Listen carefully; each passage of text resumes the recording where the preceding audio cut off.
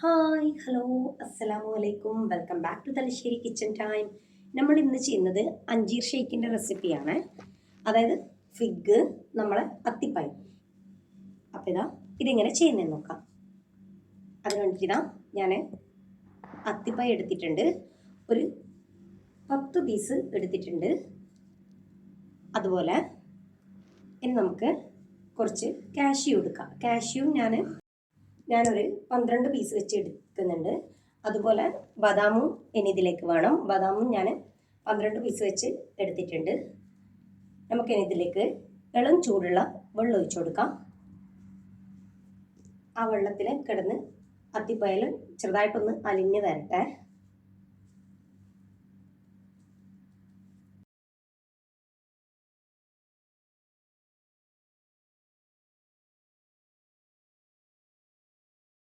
അപ്പോൾ ഞാനിപ്പോൾ എടുക്കുന്നത് 2 മണിക്കൂറിന് ശേഷമാണ്. 2 മണിക്കൂറിന് ശേഷം നമുക്ക് ഈ ബദാം ഒന്ന് തൊലി കളഞ്ഞെടുക്കാം. അപ്പോൾ ഞാൻ ബദാം തൊലി കളഞ്ഞെടുത്തിട്ടുണ്ട്. ഇനി നമുക്കിതൊന്ന് അടിച്ചിട്ടെടുക്കാം.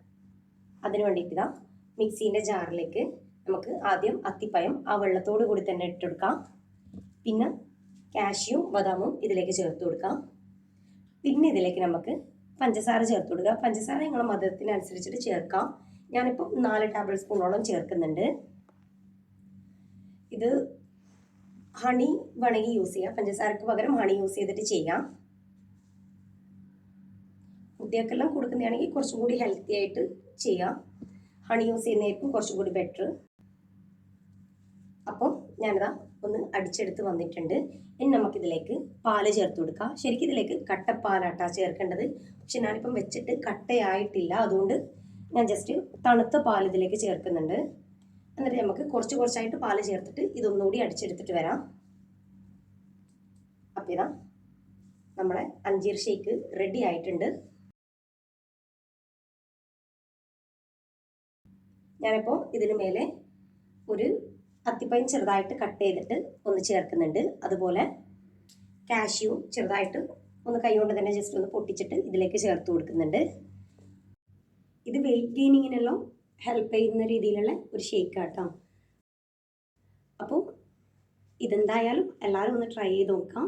ഫീഡ്ബാക്ക് പറയാം. പിന്നെ ഈ വീഡിയോ ഇഷ്ടമായിട്ടുണ്ടെങ്കിൽ ലൈക്ക് ചെയ്യാം. ചാനൽ ഇഷ്ടമായിട്ടുണ്ടെങ്കിൽ സബ്സ്ക്രൈബ് ചെയ്ത് സപ്പോർട്ട് ചെയ്യാം. തൊട്ടടുത്തുള്ള ബെല്ലൈക്കണും കൂടി ഒന്ന് പ്രസ് ചെയ്യാം. എങ്കിൽ മാത്രമേ ഞാൻ വീഡിയോസ് ഇടുമ്പോൾ നിങ്ങൾക്ക് നോട്ടിഫിക്കേഷൻ കിട്ടുള്ളൂ. പിന്നെ ഈ വീഡിയോ ഹെൽപ്പ് ആവും എന്നുള്ളവർക്കൊന്ന് ഷെയർ ചെയ്ത് കൊടുക്കാം. അപ്പോൾ ഇൻഷാ അല്ലാഹ് വേറെ വീഡിയോ ആയിട്ട് കാണാം.